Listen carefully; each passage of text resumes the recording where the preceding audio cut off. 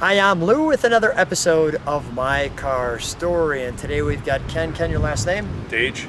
Ken Dage, and he's got a real sleeper for you. Wait till you hear the story on this one. What year, make, and model is this one?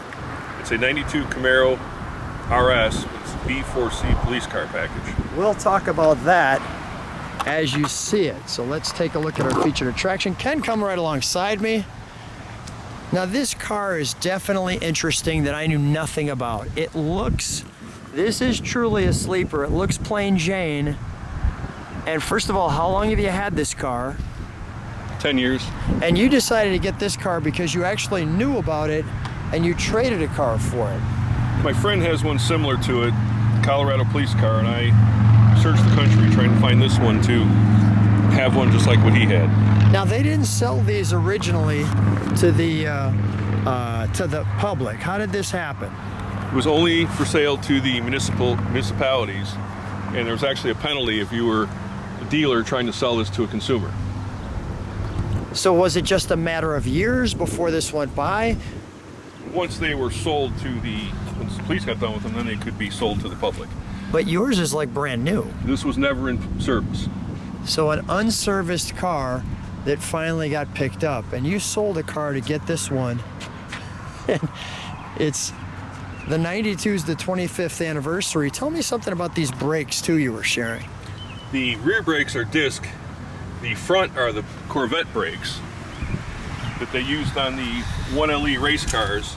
Really? And the police cars. 2-piston instead of single piston. Wow. Okay, you're gonna like this. I'll show you the back of it. Talk about unassuming.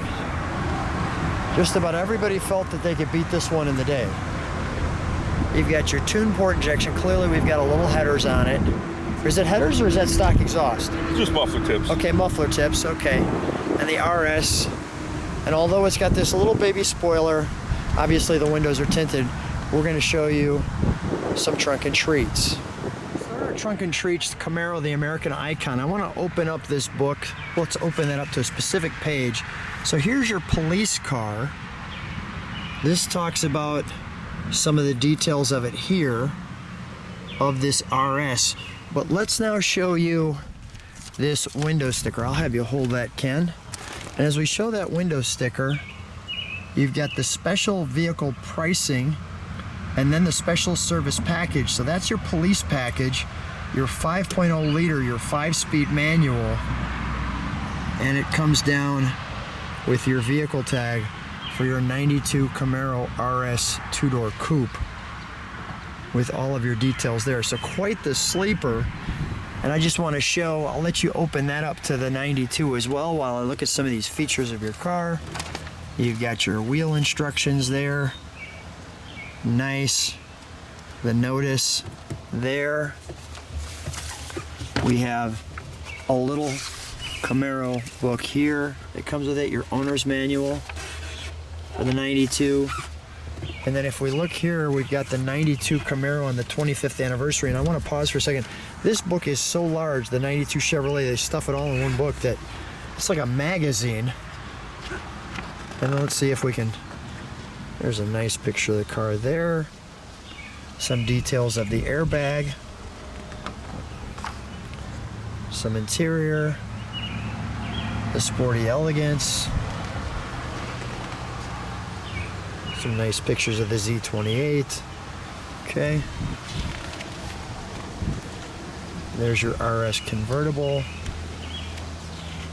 Let me flip that over to some of the specs. It's interesting because in these specs, in the transmissions, the interiors, we really don't have the details talking about this specific car since it is a white RS coupe like we have there featuring that. Okay, we'll close that. And then if you could give me one, this is how you open it back here. Show what's right in there too. Thanks, Ken. So when you open this, it's not only just a little compartment, but notice it's got the fleet car here. And all of your details there, do not remove. 1LE. And that's your special package. That is super cool.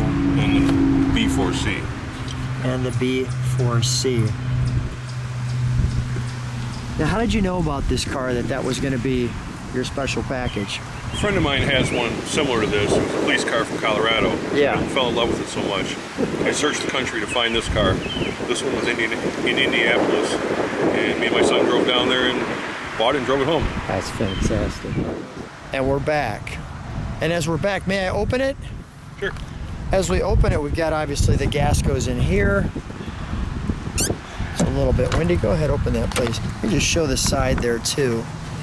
So here's some of our details, and there's some of our details that you could see. You have this nice red interior.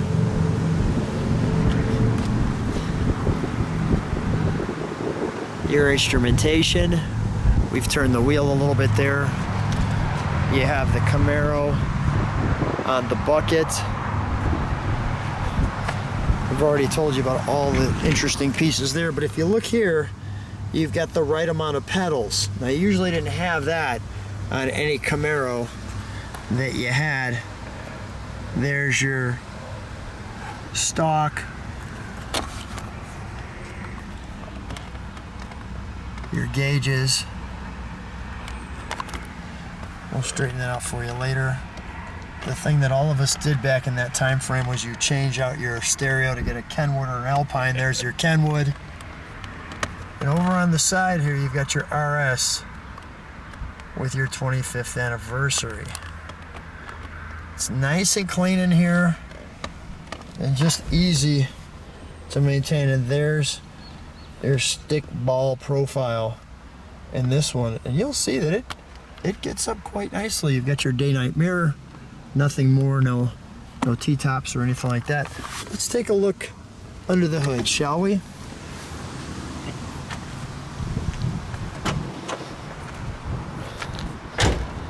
Those seats are comfy too, by the way.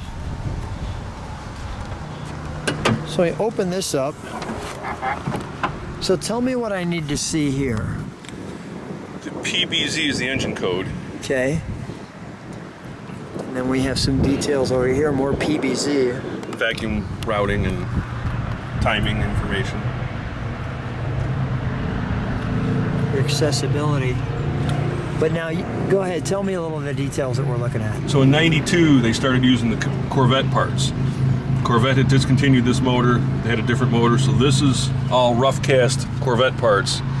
This is a Corvette part. It doesn't say tune port on it like the older cars did. Right. Corvette black valve covers, where the Camaros always had silver valve covers. Okay. So they're using up old Corvette leftover parts. Now, who turned you on to have this kind of knowledge about this car? My son and a couple of friends. And Good son, by the way. Good there you son. go. What's your son's name? Kenny. Shout out to Kenny. Nice job, Kenny. Dad, you know there's one other one out there that you may be interested in. Right. It's nice when they teach us how to do these things, right? There's your engine oil. It's got Where's the engine oil? right there. Oh, okay. Right there. Your stick. So the 5.0 in '92 with the manual high output engine was 230 horsepower. Okay. The 350 with an automatic was 240 horsepower. Okay. So this high output 305 was actually just as fast, if not faster in some people's opinion, than the 350 automatic in completely stock form. Wow. Well, let's fire it up, shall we? Let's listen to it. I love learning about your car, Ken.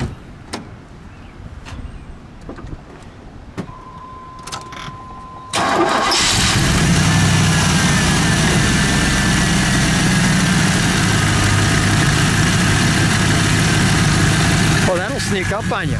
Yep. Let me. Can you step on the brakes for a second? There's your tail lights. Let me listen to that tuned port.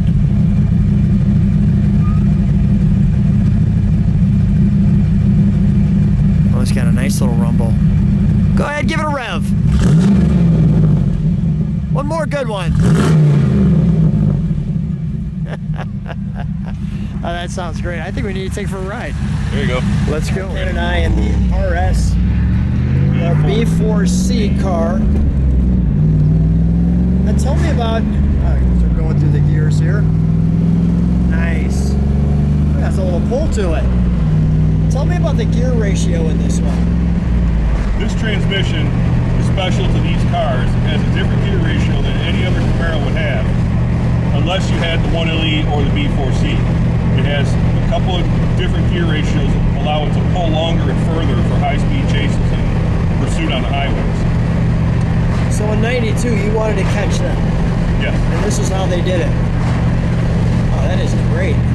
Good to know. I did not know that. But I could definitely feel the difference between this one and an IROC Z28. I don't know if it's just the 5-speed, but you can feel just that right there, that pull. You can feel how that pulls. I'll show you some of the video we have here. It's got a real nice day.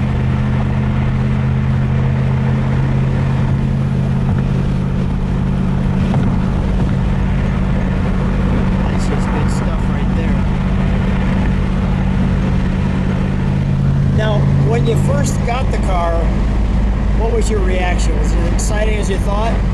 Yeah, it was a wonderful car when I found it. And we drove 5 hours to Indianapolis to get it, and it was like a toy on Christmas morning. Yeah, right? This is the car that people would naturally pass by the first time they saw it, not giving any knowledge. Once you know the details on this car, I can see why it would be a chase down car that you want to have, a nice rare toy. Do you have any idea how many they made? Since this was a police car? They made 570, I believe it was. 570. This year, and 475 in 91. Okay, and then So that was made it. For 2 years. That was it. Just a 2-year car with the former Corvette parts on it. How nice is this?